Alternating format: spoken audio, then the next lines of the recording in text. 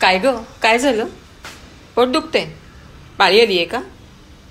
मग आज सुट्टी घेतेस का ऑफिसला? नाही जमणार, प्रेझेंटेशन आहे.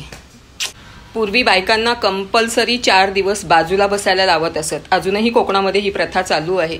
त्याच्या मागे 2 कारणं होती. एक तर धार्मिक आणि दुसरं म्हणजे स्त्रीचा या 4 दिवसांमध्ये रक्तस्राव जास्त प्रमाणात होत असल्यामुळे तिला अशक्तपणा येतो. तिला यावेळेला मानसिक शारीरिक विश्रांतीची अत्यंत गरज असते. त्यामुळे कंपल्सरी तिने 4 दिवस कुठल्याही कामाला हात लावायचा नाही, कुठेही शिवाशिव वगैरे करायची नाही.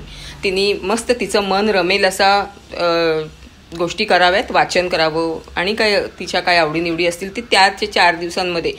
पण जे काही असेल ते आरामशीर, उड्या वगैरे मारणं किंवा डान्स करणं वगैरे असं काही नसायचं. का तर तिला विश्रांती मिळावी एवढ्यासाठीच. पण आजचं लाईफ जर बघितलं तर खरोखर स्त्रीला विश्रांती नाही आहे.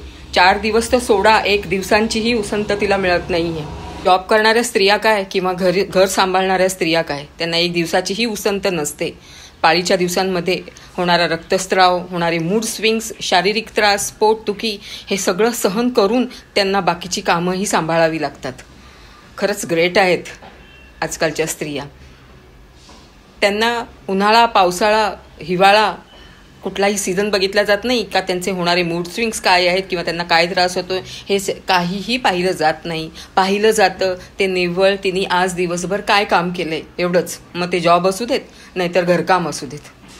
स्त्रीला उसंत नाही. खरोखर मला कमाल वाटते स्त्रीची. एक स्त्री म्हणून नाही, मी स्वतः एक स्त्री आहे म्हणून नाही, पण एक माणूस म्हणून मी स्त्रीला जरूर सलाम करू इच्छिते.